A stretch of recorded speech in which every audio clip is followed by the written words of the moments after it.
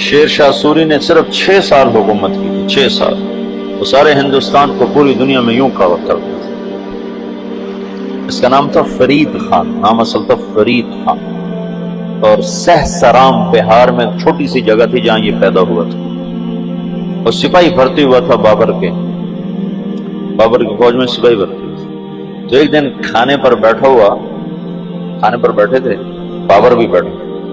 تو سامنے گوشت کا ٹکڑا ذرا دور تھا.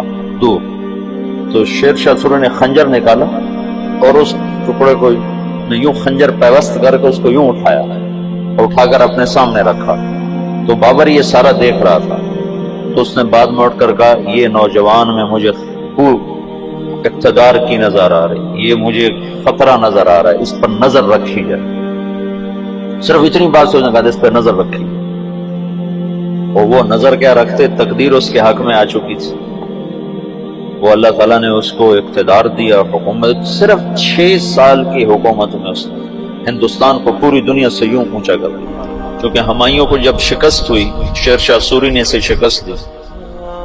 شیر شاہ سوری پٹھان تھا، تو کچھ عرصہ بیچ میں پٹھانوں کی حکومت آئی اور ایسی حکومت کر گیا شیر شاہ سوری کہ انگریزوں نے بھی شیر شاہ سوری کے اصول پر اپنی حکومت کے نظام بنائے تھے.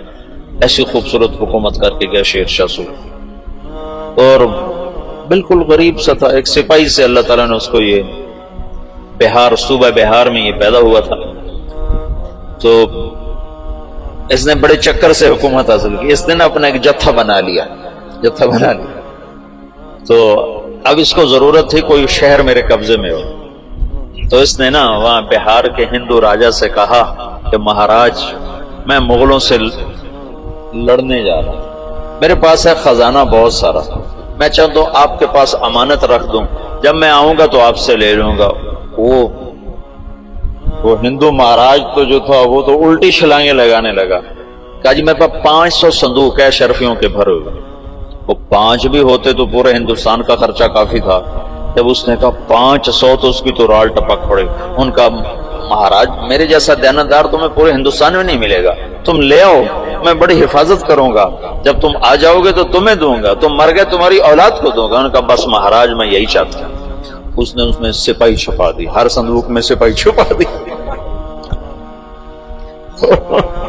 بند کروا کے ریڑیوں پہ لدوا کے اس نے قلعے کے اندر بھجوا دی. جب وہ اندر پہنچے تو وہ جو ریڑیاں لے جا رہے تھے انہیں جا کے کنڈے کھول دیے. وہ باہر نکلے اور انہوں نے منٹوں میں قلعہ فتح کر لیا. تو یوں شیر شاہ سوری ایک سپاہی سے بادشاہ بننے کی طرف اس کا قدم اٹھا. پھر اس نے 6 سال حکومت کی، پر وہ کام کیے جو لوگ 100 سال میں بھی نہیں کر سکتے.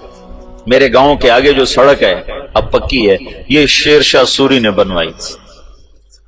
ملتان سے لے کر لاہور تک اس کو شیر شاہ سوری روڈ کہتے تھے. پہلے زمانے میں سڑکیں دریاؤں کے ساتھ ساتھ چلتی تاکہ مسافروں کو پانی ملتا رہے. تو دریائے راوی کے ساتھ ساتھ یہ سڑک چلتی. اس وقت دریائے راوی زندہ تھا، آباد تھا، اب تو مرمرا گیا بیچارہ. تو وہ ہمارے ساتھ بہتا تھا دریائے راوی. تو لمبا دریائے راوی کے بالکل کنارے کے اوپر تھا. جتنے بڑے اور مشہور شہر ہیں اگر آپ دیکھو گے تاریخ میں تو وہ بڑے دریاؤں کے کناروں پر ہوتے تھے کہ پانی کا بڑا وسیلہ دریا ہوتا تھا. ایسے کنویں اور ایسے نلکے ٹیوب ویل تو ہوتے نہیں تھے، تو دریاؤں سے پانی حاصل کیا جاتا تھا.